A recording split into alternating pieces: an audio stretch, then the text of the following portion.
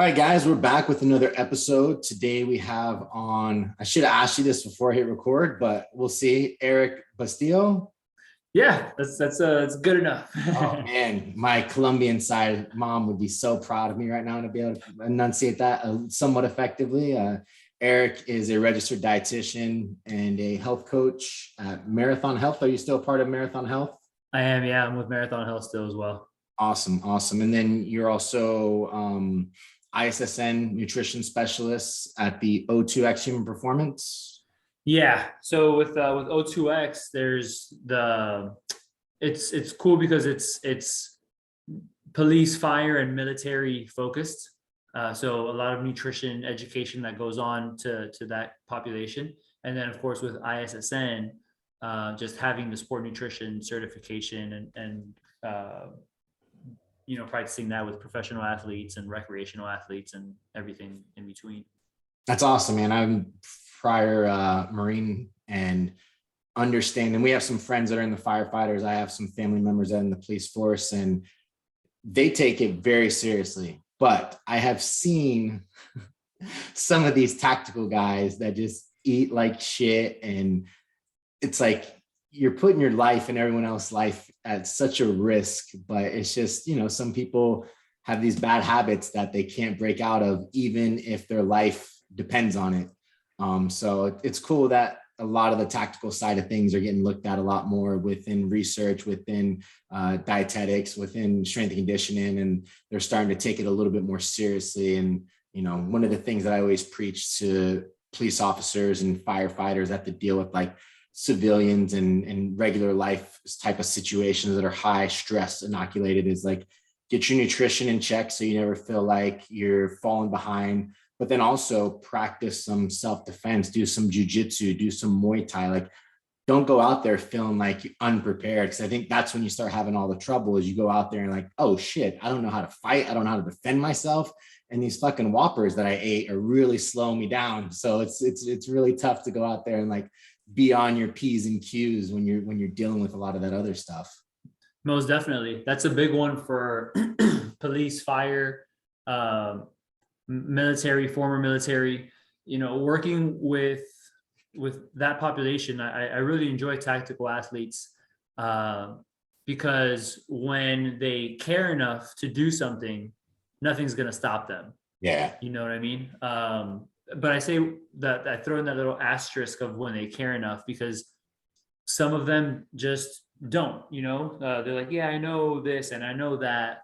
But when you start seeing statistics, like 50% of the at work deaths that happen to firefighters being cardiac related, you're like, well, maybe something's got to change. Obviously it's a high stress job. Right. What I tell all of my police, fire, and military folks, first responders, I'm like, you're running in when everyone's running out. It's like you don't have that luxury of not being healthy, strong, fit, and whatnot. I'm not, don't get me wrong, at the end of the day, you do whatever you want. It's your life. But understand like the weight that comes with the badge or the uniform and all of that. Yeah. And I would even go one, like, it's not, to me, it's not their life only, right? It's the life of everyone else around them. And I, being inundated with special forces in the Marines, you very rarely saw like fat people like Paul in the military, special and stuff.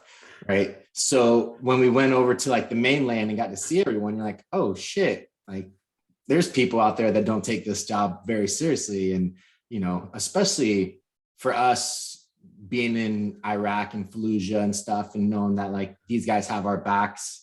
It's like, I don't know if I want this person to get my back. Like he can barely, make it up a flight of stairs. How are we going to go and clear buildings and do raids and do these hikes and stuff like that? So it's good that they're taking it more seriously, and it's good that they're being a little bit more appreciative of the ramifications that a poor diet can have. And then speaking of poor diet and fat, we have Paul on the episode today. Thanks for joining us, big guy. Hey man, it was tough to get here. You're like 10 days out. You're at the fattest and unhealthiest you're going to be for a very long time. Man, I feel fantastic. Well, it's good because you still do cardio and you don't eat like shit. Yeah, it's true. I still get my 10,000 steps even when it's -30 outside, and training's been going really well. I took a lot of what I learned last prep, and brought it into this one. Add to that, an extra 10 pounds of body weight, and I feel really strong. Just finished up my last squat workout.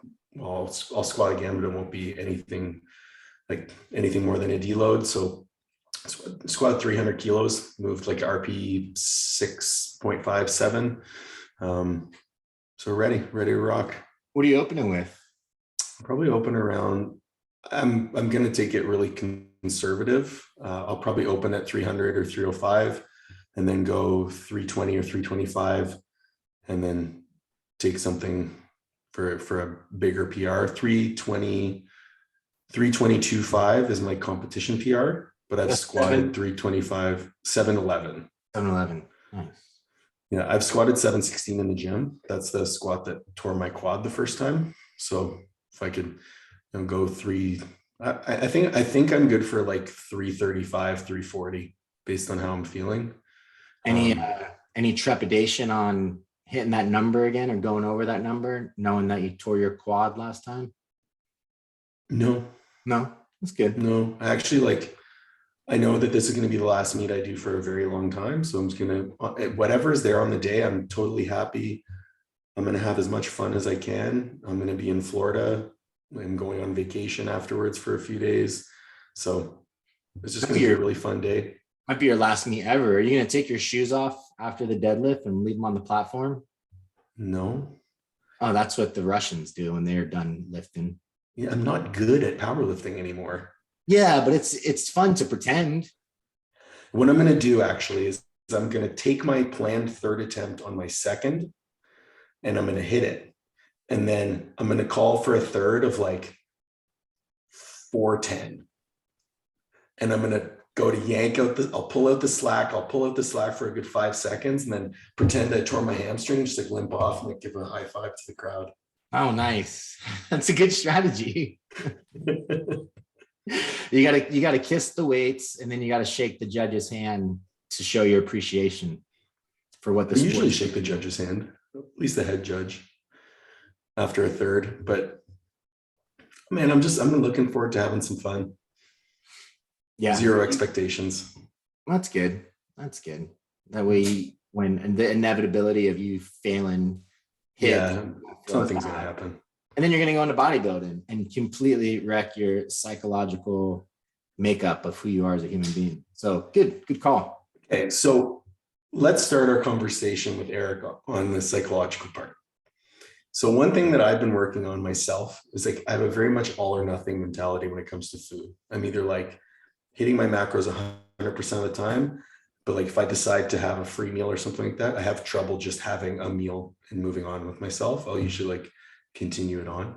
So the last couple of weeks with the holidays and everything like that, I've been just giving myself permission to have a treat. And then the goal is to have treats more often, but just have a treat and then move on. And I've been doing a great job. Like yesterday I had some chocolate almond bark after my workout. It's delicious. And then I moved on with my day. But something that I've noticed we were talking about tactical athletes and the stress response that they have. Tony and I have had this conversation too, of the evaluation of stress is, if it's not a 10 out of 10, it's a 0. There's no understanding of where that comes in.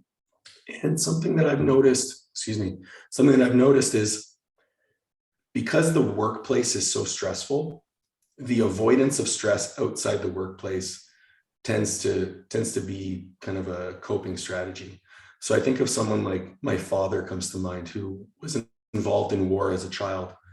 He refuses to eat healthy because he's like, I've been surrounded by death my whole life. I'm going to live my life to the fullest. I'm going to eat whatever the fuck I want. Do you ever deal with that with your tactical athletes or tactical populations? And if so, how do you address it? Yeah, I've seen something similar to that. I'd say it's maybe not too common in the younger age group of tactical athletes. Older individuals are the folks that have said things like that before. Sometimes it's just kind of I'm not going to sit in front of someone and really try to convince them why they should be doing something better for themselves. I've done that in the past. I'll go over blood work with them and I'll explain what the numbers mean and the potential health risks that come along with them if they have elevated numbers or something that's not, within normal limits. As far as the younger tactical athletes, they're at least willing to listen for the most part. In people that they tend to be very like, I'm not going to change this just because, I don't want to do this. For whatever reason, either they've been around death a lot or they just have this idea that, they know that we're all going to die one day. I think we all know that. If we deny that, then, we're probably just fooling ourselves.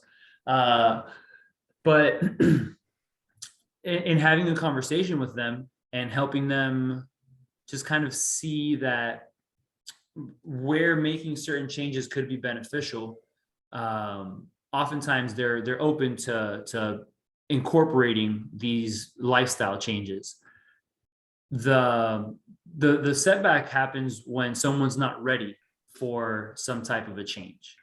If someone is like fully dead set on not making any kind of changing and not caring, at that point, it's almost like, well, maybe one day they'll come around.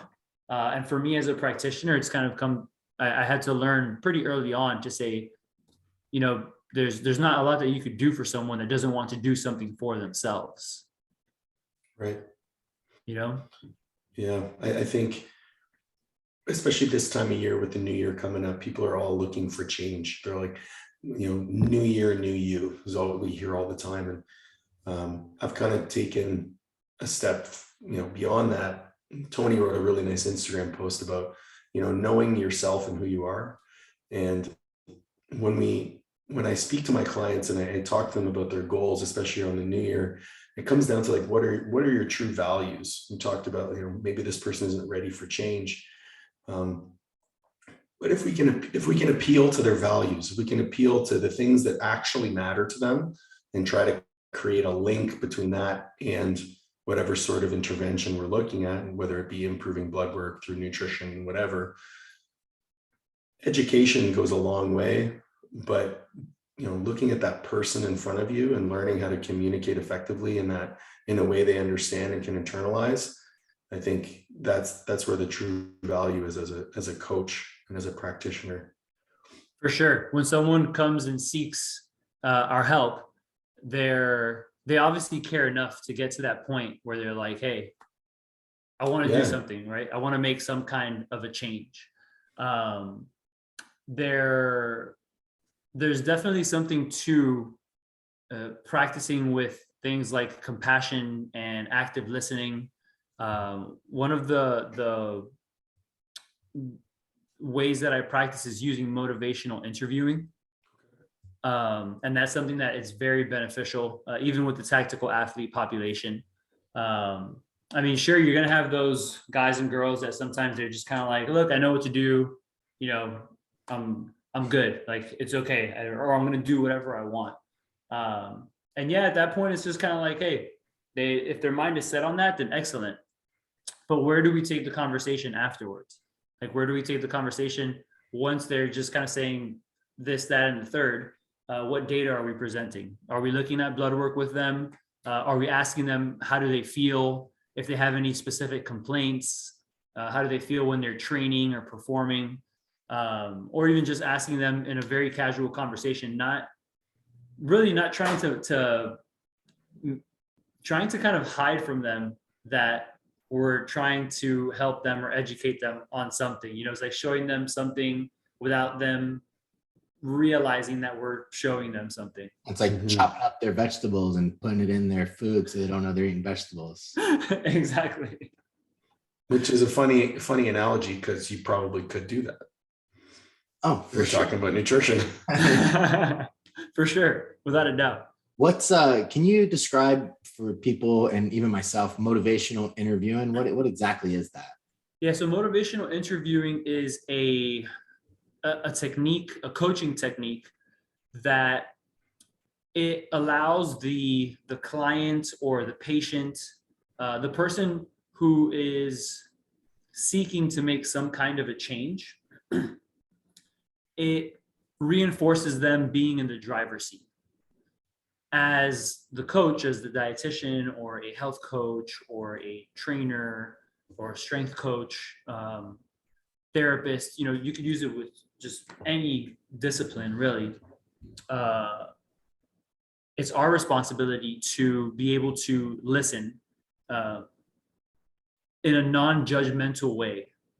So just really listening to hear what feedback they're giving us, asking open-ended questions because we want to hear what story they could tell us, and then being able to continue with empathy moving forward and really try to find out what change it is they're trying to bring about. Because a lot of times, let's just say weight loss tends to be a very common thing. They say, yeah, I want to lose 10 pounds or 20 pounds or however many pounds, or I want to weigh X pounds or kilos.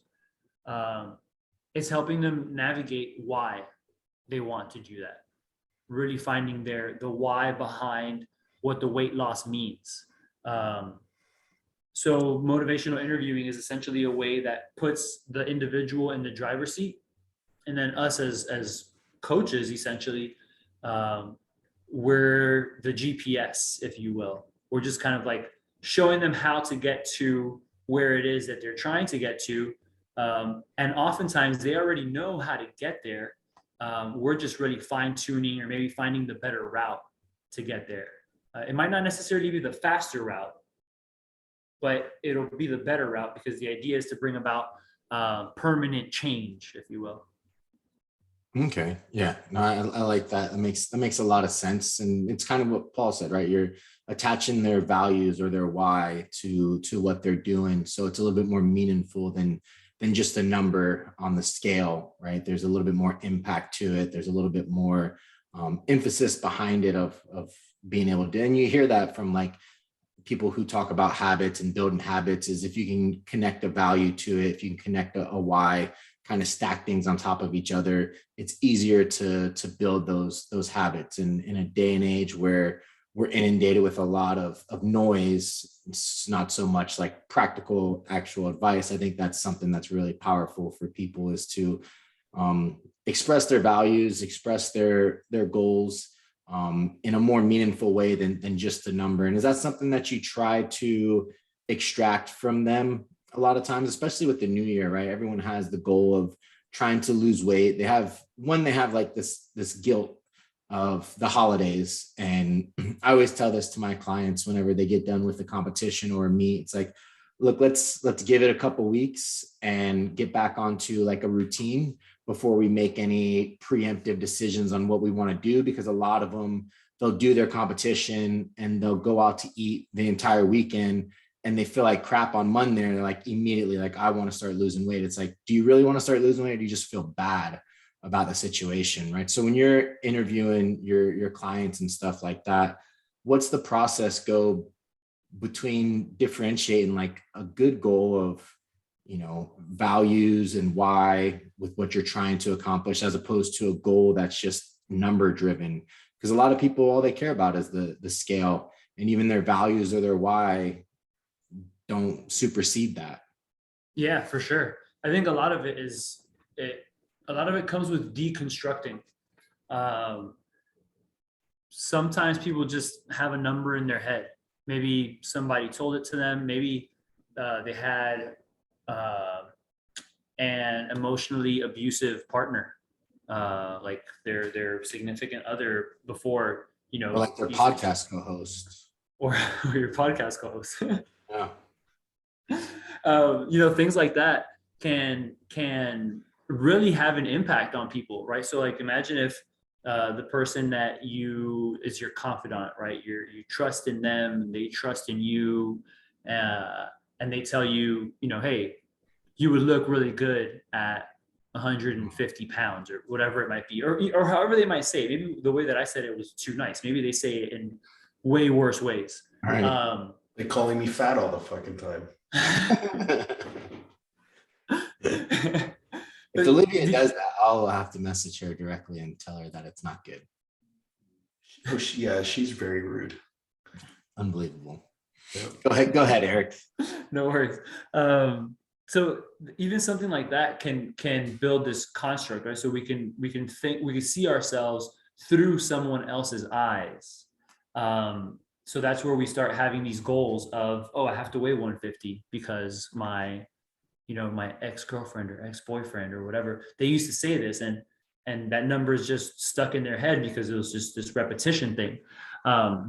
So a lot of times it comes with like deconstructing someone's programmed beliefs, and then trying to really figure out, well, why is this number so important? Like, what is it even the number? Like, why do you want to, asking why a bunch of times in a way that isn't frustrating to the person, right? Because you could say, well, why? You could say it 7 times or 9 times or whatever it is, but how we go about it is very important, which is where the next point that I was going to make is that words matter and how we say them matter. So what we're saying is important, and how we're saying it is also important when we're talking with people, because especially in a time like now with the new year, and people can be hyper focused on weight loss, it's being able to slow down the conversation and really get down to the root of why they want to bring about this change, why it's important for them, and then coming up with sustainable ways to do it. Because I mean, I think just about anyone can lose weight. It's very simple, but in reality, it's not easy to be able to maintain and keep that off with the ways that we've seen, so many different diet programs out there, quick weight loss kind of solutions, quote unquote. So I think that having that conversation and being able to slow things down, because someone can go in full force and just being like, this is what I have to get done and let's do it. And it's kind of like Paul had mentioned before, the all or nothing, right? I think that after seeing this enough times, the all or nothing approach oftentimes ends up in nothing, in the world of pursuing fast weight loss solutions. I think there's a time and place for all or nothing. But when I see something like that, like someone wants to, lose weight in 6 weeks or whatever it might be, the all or nothing approach really turns into just like a continuous cycle of a very poor relationship with food and with their self-image as well, which these are things that they're not even working on. They're like, okay, I'll do keto. Keto's easy if you think about it. In theory, don't eat bread, rice, potato, pasta, desserts. Don't eat any fruits except maybe berries, because some guy wrote a book and he says you got to eat these things, right? Cool. Then what ends up happening? Now they start thinking, oh shit, bread, rice, potato, pasta, and every fruit that isn't berries is going to be bad for me. I can't eat carbs. Carbs are bad. Carbs are this, carbs are that, even though they're eating vegetables. And then, hey, did you know vegetables are a carbohydrate? Oh, I had no idea. I thought carbs were bad for you. Well, that alone shows that there's like this, perhaps a cognitive dissonance where we don't know what we're doing.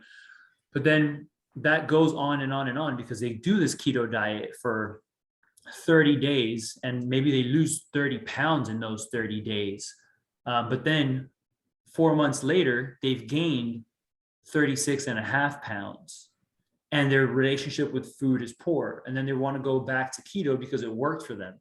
But it worked for them in those 30 days where they lost weight. It didn't work for them in those, 4 months afterwards. So slowing down the conversation with them is really important, because it's not sexy to say, hey, what if you lose 30 pounds in the next 2 years?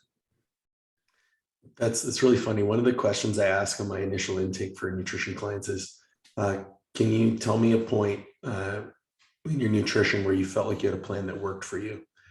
And they'll be like, oh yeah, I did XYZ diet back in whenever. I'm like, cool. So you think it worked for you? And they'll be like, yeah. I said, okay, well, why don't you still follow it? And they're like, oh, well, it wasn't sustainable. I'm like, cool. So we're going to find something that's sustainable. Because the way you do anything, like the way you achieve any sort of weight loss, weight gain, weight maintenance, anything is going to be the way that you'll have to continue eating in order to maintain the progress. So if you lose weight doing low carb, likely you'll probably have to eat low carb. If it's something you can see yourself doing for the rest of your life, give it a try. Or if maybe it's a temporary intervention to help improve your blood sugar, your blood lipids, maybe it's a worthwhile endeavor. But in an ideal scenario, we're trying to find sustainable habits. And I love that you touched on that. The other area that you touched on was with regards to, talking about values and motivational interviewing, things like that.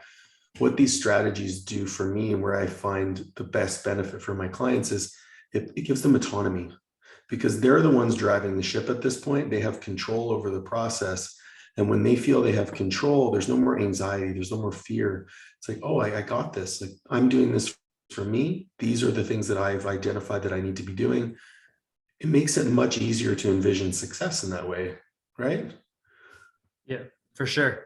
I think that something that's big in that part is because that's something that it's also important to ask people when we're starting to work together, or if we've already been working together and we just continue, is what does success look like to you? Like, what does your life look like when you do or reach or achieve X, Y, or Z thing? What does it really look like? Because I mean, the three of us know that sustainability is huge. When people ask what's the best diet, right? It's the one that you can continue doing. Yeah, adherence is the right? only thing that matters. Yeah. That's the most important thing. Whatever you can continue doing consistently is going to be the best thing for you. It's the navigating through that process that I find myself reminding people, hey, it's not sexy. It's not going to be this exciting thing where you're losing 5 pounds every single week. Like, lose your attachment to the scale, right? So learning how to do that, learning how to eat a freaking vegetable. With a lot of my guys, like males specifically, I can't tell you how many times I'm trying to get them to just eat vegetables as one of their like action plan goals. Yeah. Sure, their desired outcome is potentially weight loss or weight maintenance. Once they lose that weight, maybe it's improved LDL cholesterol, which is like the bad cholesterol. Maybe it's improved blood sugar, just improved energy levels. But step number one is just eat a vegetable because they're eating this many per week. Right. Yeah. So when it comes to like stuff like that, right? Because especially now with the new year, everyone releases these stupid, like, lose 30 pounds in 30 days and weight loss challenges. And the thing that I hate about those type of things is that it makes it such a deadline driven propaganda, right? Agenda, that what do you do after that? Oh, this is a 6-week challenge. I get it, because it's like, I can wrap my head around this. I can wrap my head around dieting for 6 weeks. And that creates this tunnel vision of like, this is what I need to do for 6 weeks. And then once the 6 weeks is over, it's like, I'm done. Like, I got to my goal. But then how do you build that sustainability within their program, even from like let's just say someone followed your weight loss plan to a T and they lost weight, but their calories are at a spot where it's not sustainable. Maybe they're entering into that energy availability deficit, the red syndrome, and all that other stuff. How do you, because that's one of the things I always think about is like, yeah, we can get you to your goal, but once we get you to your goal, we may have to bring your calories back up to reach a sustainable point. And then that's no longer your goal weight. How do you go about, one, talking to them, and then also the actionable steps of how do you actually get people out of that deficit where they reach their goal, they're on this dopamine driven high, and you're like, okay, cool, we reached your goal. Now let's maintain and try to build back up how do you get people to stay on board with that? Because it's no longer that tunnel vision anymore. Yeah, that's a really good question, or a good couple of questions. A very important part of it is setting expectations from the beginning. I'm a fan of communicating. I can perhaps be an over communicator, including, clients and patients and whatnot. So setting expectations from the beginning and helping them understand certain things like, hey, right now, if we're working towards a particular goal of weight loss, and we know exactly what that looks like, then having this expectation of, look, this is what we're going to be doing together, but you need to also understand, like, these calories, even though you're in a deficit to help get the weight to come down, that's not going to be your long-term forever calories. Because a part of the process is also explaining to them that ideally, for weight loss, ideally we would do it on as many calories as possible. Instead of going on some kind of like 800 calorie plan or something, ridiculous like that, for someone who should probably be consuming, I don't know, 2,000 calories, let's just say. Maybe we can go onto 1,700 calories if 2,000 calories are their maintenance. This is also assuming that they don't have to reach this weight by a particular time. I've worked with NFL football players that they had to reach a particular weight by a particular time. They had to either gain or lose. So that's something that's a little bit different. If the person has, quote unquote, all the time in the world, then it's nice to take that slow and steady approach where it's like, all right, if your maintenance calories are 2,000, just making up these numbers. Can we go down to 13 or 1,400? Yeah, technically we can. We prioritize protein, make sure that you even continue lifting weights while you're doing that. Is that going to be ideal? Probably not, right? So if 2,000 is your maintenance, I'm going on the conservative route of thinking like, hey, let's try maybe 1,700 calories, right? So let's get you into a 300 calorie deficit to see what we could do there. But again, always setting expectations and communicating the importance of, well, you're not going to be at this number forever. Like, you have to understand that your metabolism, it's not just like this one size fits all kind of thing. We also have to recognize that we have to make changes however necessary or wherever needed. So just because this is the number that we're doing right now, in the future, that number is not more than likely, it's absolutely going to change. And even considering when you reach that goal weight of, whatever the weight is, let's also consider that we have to find a way to make sure that you're maintaining your weight loss, but also consider all the other things that your calories are going to impact. Hormonal function, right? From your immune system to your sex hormones and your thyroid hormones and all the other things there in between. Just overall energy levels, cognitive abilities. I mean, these are things that we have to think about, right? Bone health and all of that stuff. So even communicating these things to people from an early stage, I think it's important for them to recognize that, hey, we're going to get you into a deficit, but you're not going to be in a deficit for the rest of your life. And this is the difference, right? Like, just kind of like Paul had mentioned before. Well, someone did X, Y, or Z diet. Well, what's going to end up happening is it worked for a short period of time. They lost the weight, but it wasn't sustainable for them. This is the same thing, right? We're going to do something that's more than likely not going to be sustainable in the number of calories, but the approach is probably going to be quite sustainable in that you're not over restricting foods or those sorts of things. Basically, this whole spiel that I just went on was just showing that it's like being able to communicate to people that there's there's something to embracing the boring, if you will, right? Like, it's not going to be the most exciting thing. It's not going to be the fastest thing. But look at the things that you've done in the past, assuming that this is a repeat dieter. Like, what have you been doing over the last X amount of years. Something that I often tell people is, in pursuit of finding the fastest way to lose weight, we end up making it the longest way possible. You know, with so much like fad diets from the 70s and onward, or whatever it was. Like, I have worked with and currently still work with people who are maybe, let's say, somewhere between 40 and 65 years old, and they have started, or they started going on some kind of weight loss diet or regimen when they were as early as maybe 8 years old, not knowing what they were doing. Maybe they were just following like what their mom was doing, and they thought they did something, you know, together with them, and it was going on a freaking diet. And then now they're 40 to 65 years old, and they've not found what works for them.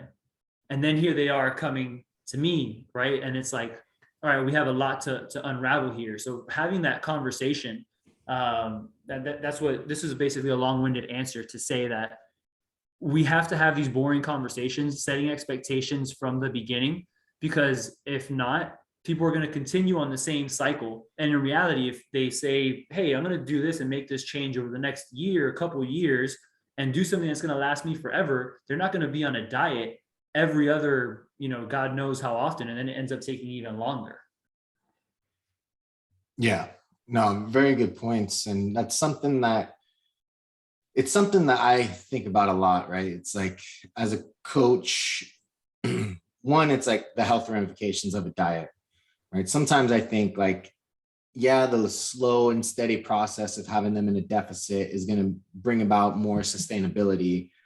But we also know once you start calorie restricting, there's a lot of down regulations within maybe the quality of life, the hormones and stuff like that. So it's that fine balance of like, hey, you know, we can push a deficit for X amount of time that may not necessarily get us to the goal, the long-term goal, but it's going to get us, eventually it'll get us to that goal, feeling the best, performing the best that we've ever done before. So like you said, having that open communication with them is something that I feel, especially when you're thinking of like performance athletes, it's like, I'd rather them be in a surplus, say 8 months out of the year, than in a deficit 8 months out of the year if their main goal is performance, right? And most people that I work with is performance-driven athletes, but they have the opposite opinion, right? They want to be in a deficit. They always want to be leaner. They always want to be losing weight. So I always think about that communication aspect and being able to distinguish some of that stuff to them. How do you have any, or have you seen any type of set deadlines, so to speak, right, that you found to be useful in terms of dieting, maintenance, surplus, that allows them to get to their goals in a long-term manner, but doesn't allow for a lot of down regulations? And is that something that you do, or do you just diet them until they get to where they want to go? Like, what are some of the things that you do in terms of that? And what are some of the markers that you look at to know when you're like, this diet, it's been going on a little too long and we need to start doing things? Yeah, I don't usually have a specific like set time to, you know, this has to happen by this particular date. And I think that that's because there's a lot of conversation that happens. I'm not solely focusing on what the scale is doing and where the number is ending up at. And in those conversations that I'm having with them, it's sometimes we might not even discuss anything that has to do with weight. Sometimes our check-in or our follow-up is going to be, well, how was your doctor's visit? And then like in that entire time that we're talking for a half hour or 1 hour, however long we're talking for, it's basically finding ways to help them feel a little bit more relaxed from when they went to go see the doctor, you know, or if they're going to go see the doctor and they're nervous because the doctor has like fat shamed them before. And that's what I'm saying. God What damn we say, doctors. you know, so it's, it's interesting to see how some things just kind of like how things unravel. You know, I remember there was this one patient of mine specifically, and they were dreading going to see, I think it was their cardiologist, and they were just like, I already know what they're going to tell me, and you know, I get nervous before I even go because they're going to say something about my weight. And mind you, this individual, like, they're working on making progress. It's not, you know, going on some highly restrictive plan or anything. Like, they've been working with me for a little bit of time, and they were just pretty stressed out about going to see the doctor. So the majority of that conversation was just kind of like helping them feel a little bit more empowered, helping them see that they've made progress and changes moving forward, and they have certainly improved.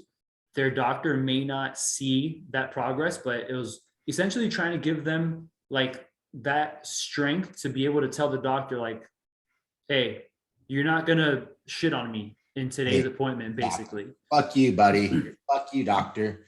Pretty much. Yeah, pretty much.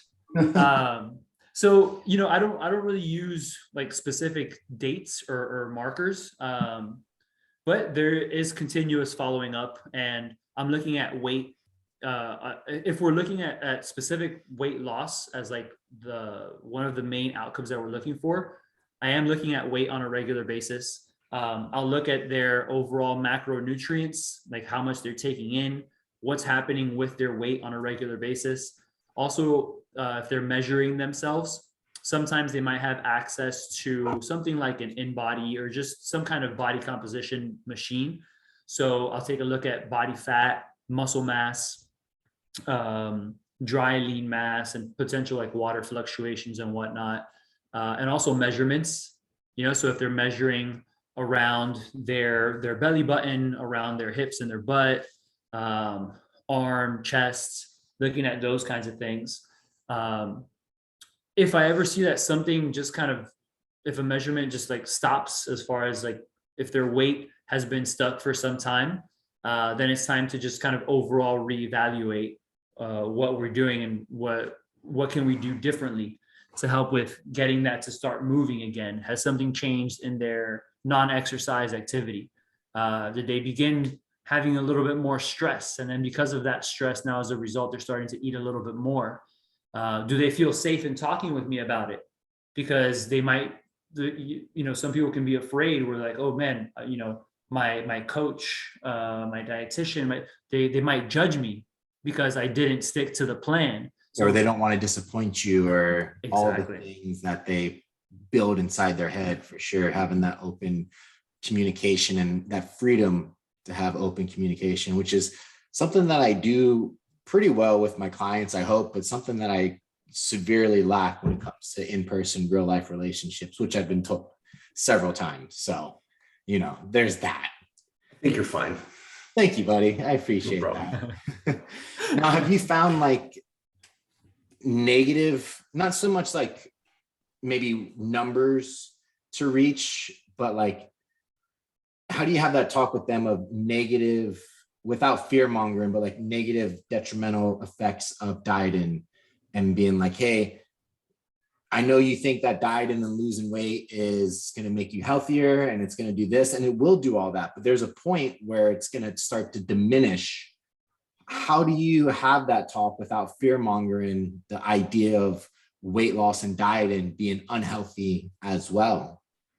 Yeah, that's a really good question. I'm very straightforward, but my conversations come from a place of caring about the person who's sitting in front of me. It's almost like I almost automatically assume that the people that I'm talking with, they have some type of some kind of issue, or perhaps a negative relationship with their food in some way. So I kind of go into it thinking that. And then I also consider the potential downfalls of things like just overall diet culture, and even past conversations that I've had. I take all of this with me when I go and speak with one new person or a group of individuals. So being mindful of what I'm saying to people, like the questions that I'm asking and the things that I say, again, words matter. So paying attention to what I'm saying is an important part, and not just kind of like spitting shit out. I think it's important for us to really care about what we're saying and how we're saying it. So having a conversation around weight loss and understanding that there's nothing wrong with intentional weight loss. It's okay to pursue that.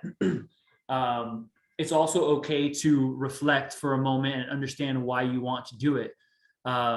Somewhere, you know, from a societal standpoint, and these are things that I'll say in conversations with patients and clients, from a societal standpoint, the ideal woman is a freaking Kardashian who, you know, maybe got like surgery or whatever, and hey, respect to them. But as long as people understand that it's probably not a natural look, then cool. And then for men, it's like the epitome became like The Rock or something along those lines, which, hey, I think Kardashians and The Rock, they maybe look great in their own right and whatnot, but that's not the norm. So communicating things like that with people, I think, is also important. So helping them come to understand why they're trying to do what they want to do, in a way that's encouraging of bringing about change, but at the same time, making sure that they understand that there's nothing wrong with wanting to lose weight or gain muscle mass or those kinds of things, because now we see that diet culture has messed with people's minds, and the anti-diet culture is like, this pendulum is just swinging one way and the other, and it's confusing the crap out of people. So I think having an open conversation and willing to be straightforward with people, but practicing with a crap ton of empathy is huge. Yeah, That, Tony, just because you shaved your head doesn't mean you can be The Rock. Okay. yeah. Well, this is not by choice. Trust me. If I had a full head of hair, I'd fucking not shave my head at all. But that's just the way life is chosen. I think redefining the norm is something that's very important for people, because a lot of people jump on this fitness journey, right? And they start following their favorite lifters or their favorite people that they look up to. And a lot of them have to, one, like financial means, they have the financial means to hire all these coaches to get all this surgery and take all these drugs and look a certain way. And then you follow your favorite lifters and your favorite athletes, and they look a certain way. And you're like, man, these are the way I should look, right? This is what it should be like. And that's a hard thing to differentiate. Like I have to go to Walmart at least once a week to really understand like the norm of what people actually look like. So I feel better about myself, you know, and it's like, oh, okay, so I'm not a fat, disgusting slob. And then you leave Walmart and you're like, then you get back on Instagram, you're like, oh no, I need to lose weight again. You're still a fat, disgusting slob. You're just not that fat and disgusting. Right. Exactly. So that's, as long as you're honest with each other, guys. Yeah. Honest communication is what this relationship's built upon. But yeah, redefining that norm is so important. And I harp on this a lot. Like I love that ESPN does this body image magazine. They do it like once a year, where they showcase all these different bodies and what elite performers look like. And they don't all look like the ripped guy on Instagram. There's this, I started getting into endurance stuff this past year, and I started following a lot of endurance athletes and stuff like that. And this one place, it's in St. Pete's, like St. Pete Running Company or something like that. They just posted a picture of this athlete on getting a VO2 max and had all this stuff on him.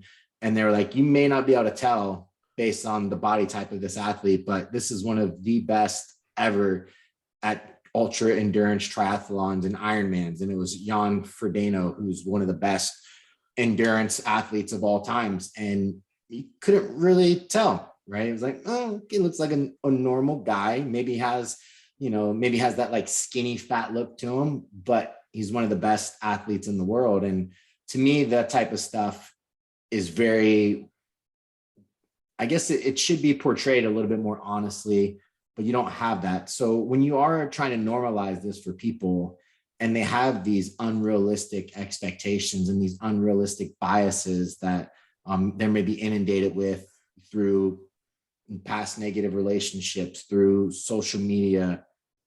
How do you, I mean, how do you find that line between helping them get through that, knowing that you're not a psychologist and a therapist, and helping them get through that as a nutritionist and things like that? Like, how do you do that? Because it's a tough one.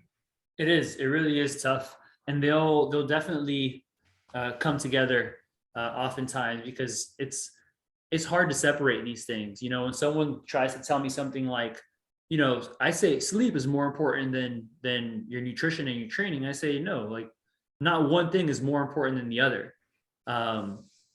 So when it comes to conversations like this, I make sure that they understand. I full disclosure, I'm like, listen, I'm not a licensed mental health counselor or therapist or anything like that.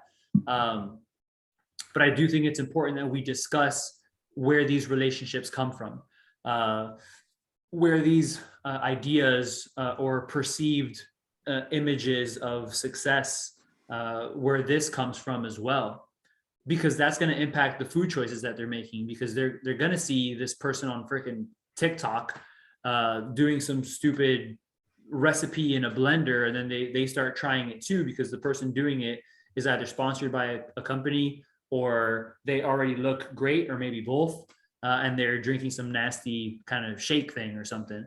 So being able to communicate with them about, like, look, we have to understand that there are trusted sources of information. That's an important part of it.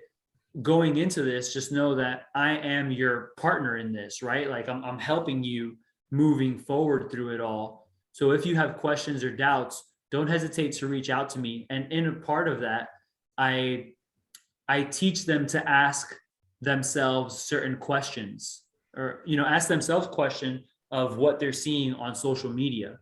And just kind of like learning to decipher bullshit, basically, is an important part of it all. When like that question, Tony brought up like a conversation I actually had recently with one of my clients, and it was a female client, and she said, Paul, I want to have abs for the first time in my life. And I said, okay. And she said, do you think it's possible? And I said, is it possible? Yes. I truly think that if you dieted hard enough for long enough, you could have abs. And I said, but is having abs something that's going to serve you long-term, or be something that's sustainable? I don't know. You've been overweight your entire life. You've never had abs before. You're over 30 years old. To get there, what's going to be required is likely some sustained, very drastic measures. And then when we get there, we'll be in a position where we have to get you back up to a healthy state. You may not be able to maintain having those abs. So if you're willing to commit a year or more in the endeavor of just having abs, yeah, we can go ahead and do that. But does that really fit with your long-term goals in terms of continuing to compete in strength sports, continuing to have a balanced life where you can enjoy things such as meals out with friends? Because the reality is there are sacrifices that come along with these very drastic goals. Like, think about, you know, the bodybuilding and figure competitors. That's not healthy, but it's portrayed as this ideal of physical like beauty that, you know, yeah, you're supposed to be super jacked and ripped all the time.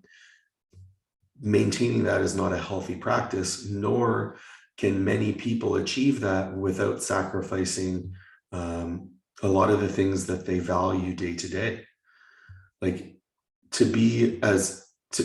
when I got as lean as I possibly could, there's no way I could go have a meal with my friends. There's no way I could, you know, go out and enjoy a night where I get poor sleep, because I have to wake up and go do cardio the next day and do all these things that were required of me to continue having the physique that I wanted to achieve. For some people, they're willing to make those sacrifices.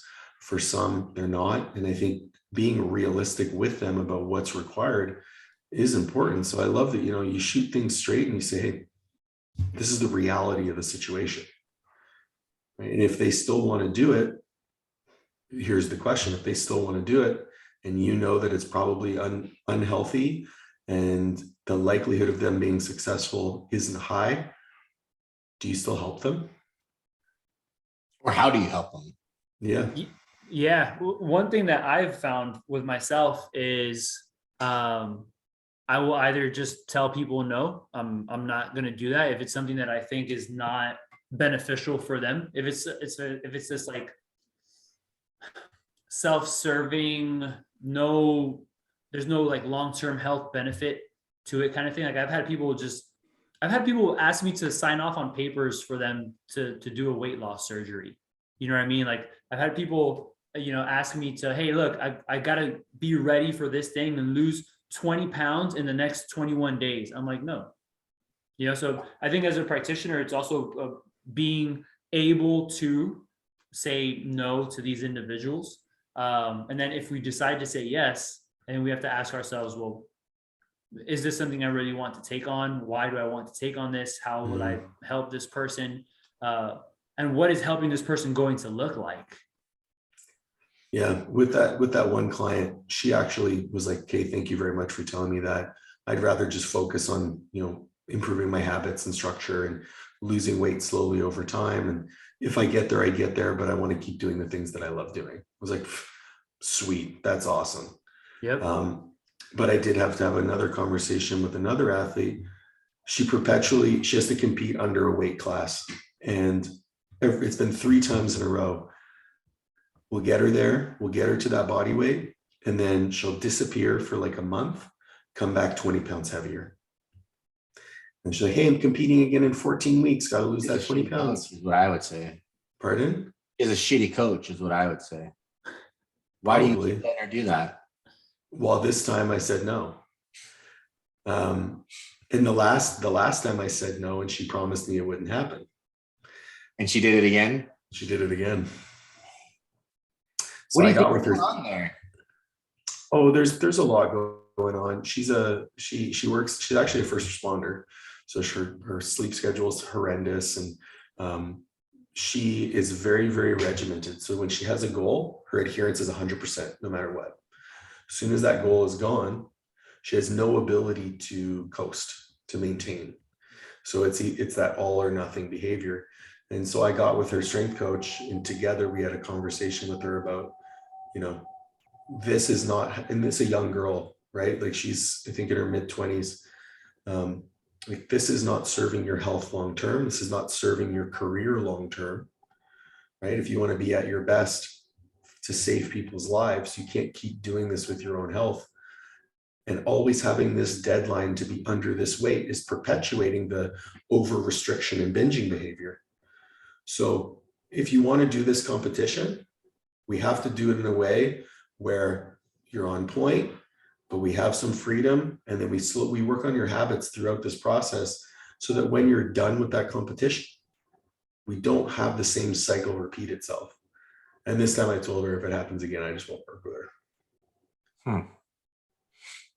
Have you ran into anything like that, Erik, where you build all these habits, you do all this stuff, and it still doesn't turn out to be successful? And if you have, how do you deal with that as a coach? Because like, I'm sure Paul sees that as like somewhat of a failure, right? Yeah, for sure. For a coach, I would be like, man, why can't I fucking get this right? Why can't I help this girl out? Because I see the destructive path that she's on, and I can't figure out why she keeps doing it. And that would really it eats away at me, because she's such a great person. She's an amazing athlete. She competes in strongman naturally and has finished top 5 with Arnold. Like she's an incredible athlete, but just got to break through, right? Have you dealt with anything like that, Erik? Yeah, most definitely. And I think it's important to remind ourselves that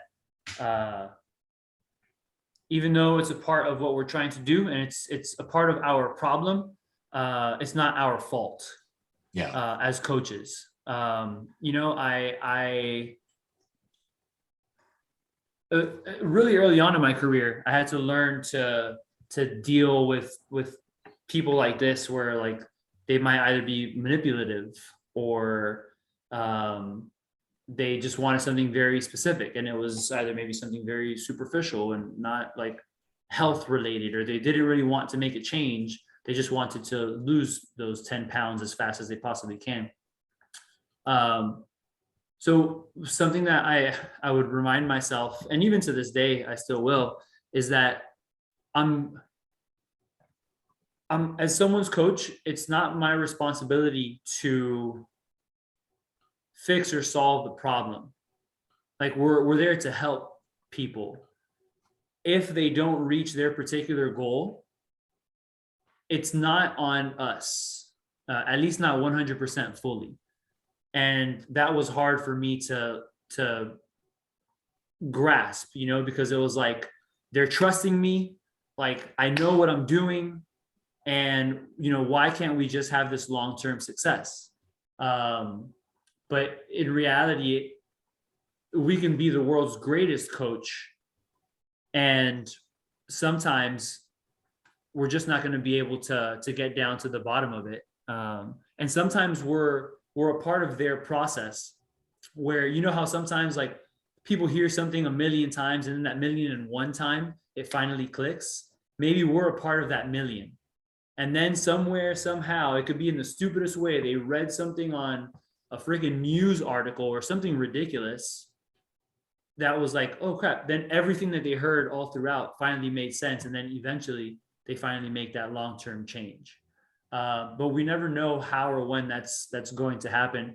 I just think that we often see some good breakthroughs with people with the coaching techniques, like really listening to them, and kind of like how Paul was mentioning before, like you speak with the person, and if you communicate to them and everything makes sense, and they decide that, hey, you know what, it's not worth it for me to try to have those six-pack abs, then excellent. Like we're able to empower them with recognizing that they are enough. They're working on something that they enjoy, and they're getting better at these things that they're working on. The idea of abs, it's maybe something that came from something they saw on social media or whatever it is. I think reminding ourselves that we make more of an impact than we don't is also important, especially as coaches, and getting through things like that, because, you know, ultimately, I like that saying of you could only lead a horse to water and you can't make it drink. Some people may not like it, but I like it because it's the truth in that there's only so much that we can do. It's not our responsibility to spoon feed people and to be the person that completely changes the way that they see certain things. Oftentimes, if they're not ready for it, we're here for it, right? We're here to rise up to the challenge, and hopefully we can change these things. But if we don't, I think it's important for us to not take it personally and analyze what did I do? What could I have done? And what could I do better perhaps on the next time around with someone else? Yeah, I like that. It's a balance to be had, because like I'm a big believer in ownership of the process. Like if my client can't follow a plan, I don't necessarily take it personally, but I look at it as like, okay, this is my fault that they can't follow the plan because I didn't make a plan that they could follow. Right? How you can't you can lead a horse through water, but you can't force it to drink. No, but you could put some flavoring in that water. You could package that water in a really fancy glass that makes it exciting. You could. I've got issues if you flavor it. Okay, listen. I'm just shove saying. it up your ass. Just saying. Well, Yeah. I just drank a diet Sprite, so I think I'm doing okay. You're fine. I'm fine. Yeah, your blood glucose is like 150 right now. I'll just take more metformin. Okay. So that to me is like a balance between, I can't care about this person's goals more than they care about their goals, but I also want to own the process as much as I can. So I like that you took it back to, you know, did I do my best? What can I learn from this for next time? And then the next time this happens is, did I do better than the last time I was in the same situation? For sure. That's how you learn as a coach. Definitely. Yeah.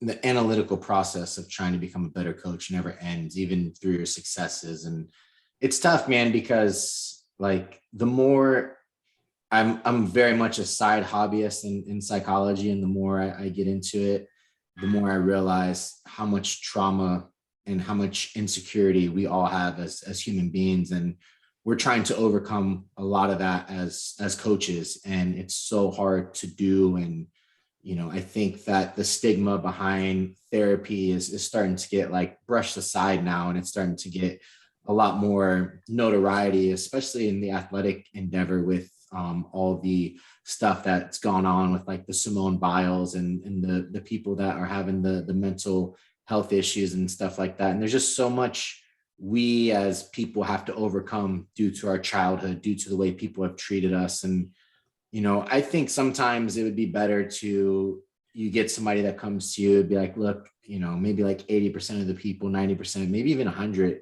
need some type of therapy before they can even consider some type of a nutritional intervention, because there's something inside of them that's not going to allow them to be successful. And I think, I don't know if there's much talk about that, but the idea of pairing therapy with nutrition interventions should be something that would be that I would think should be looked at pretty heavily, because I think there's so much to that, and there's so much to the trauma and the insecurity that people bring to questionnaires and why they want to do things. And I don't think that gets talked about enough. So I think that being able to do that would be very impactful for people. Well, shameless plug, Tony. Did you know that in our Coaches Corner University certification, we talk about the nutrition, the psychology of nutrition? But it's not the same thing. It is not the same. Live now on pre-sale, everybody. Right. You've gone to therapy, right?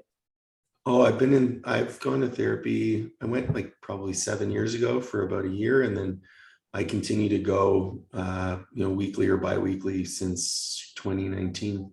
Yeah. And Eric, have you done any therapeutic interventions or anything like that? I have, yeah. I saw a therapist a couple of years ago now, I would say, maybe a little bit more than that. And yeah, it's something, I'm an advocate for it. And I think mental health is something that's very important to talk about, especially in the tactical athlete population. I'm a huge fan of it. I think that it can help us out. And I think we often think that something has to be wrong with us for us to go and pursue it, for whatever it's worth. Like, one, that couldn't be further from the truth.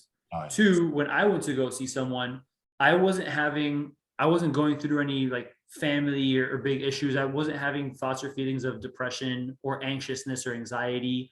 I didn't have thoughts or feelings of harming myself or harming others. To me, it was just more like like mental flossing in a way. It was like, can I go see someone to maybe help me just be better? Maybe there are certain things that I can't see because I'm so close to myself that maybe they can help me with certain changes or just bring something to light that can help me out. That's why I still go now. For sure. That's exactly why I still go. Like I started when I was going through my divorce, and once I got through that and just saw the value and how better understanding myself and the way I think, the way I feel, the way I act, and how that shapes my reality, man, I'm never gonna stop going to therapy. It's the best. No. So Eric, last question here, unless Paul has anything with the new year and stuff going on. Do you do that? Do you have resolutions or goals for yourself? And if so, like, what's one of the biggest things that you're trying to accomplish this year? No resolutions. I've never been a resolution kind of person. But as far as like specific goals or doing things different this year, learning a little bit more about finances, which is something that we're not really taught that in school and whatnot, especially if you've studied science. So learning a little bit about that, especially as we get older and, we'll retire one day and so on and so forth. So learning those kinds of things. And something that I think is kind of fun that I'm doing is I'm going to log or track every single fitness related thing that I do, because I'm curious to see at the end of the year, how many power cleans did I do? How many miles did I run? How many heartbeats did I do in every workout? I think it's just going to be a cool piece of data by the end of the 365 days, how many steps I took. And I have an in-body, so I haven't decided how often I'm going to do it, but also to track my in-body and just kind of like have that information and maybe put it out on social media or something. But yeah, that's pretty much that, keep on kicking ass and taking names and doing what I'm doing, helping people and continue to make a positive impact and try to make the world a better place is really my thing. Yeah, I assume based on that, you have a fucking sweet Excel spreadsheet. I wouldn't say it's That'd be sweet. so daunting. I wouldn't say it's sweet, but I have a spreadsheet. Nice. Well, Erik, we're really appreciative of your time. Thank you for coming on and chatting with us and entertaining our questions and our stupidity throughout the conversation. We really appreciate it. If people want to follow you or if people want to work with you, how can they get a hold of you? What are some ways that people can keep up with the stuff that you're doing? I think the best way is on social media, at Erik Bustillo, ErikBustillo, on Instagram, Twitter, LinkedIn. I'm on Facebook. I'm not on TikTok. I'm not like on Snapchat and those things. I don't have a website, not yet. Maybe I'll make that happen this year. Who knows? But yeah, that's pretty much it. I think Instagram is probably the best place. I'm pretty good at answering DMs and stuff. Yeah. Awesome, man. Appreciate your time and have a great weekend and week and have a great rest of the 2022. Thank you guys. Thanks so Hopefully I'll much. see you guys at ISSN 2022 in Fort Lauderdale. Hopefully.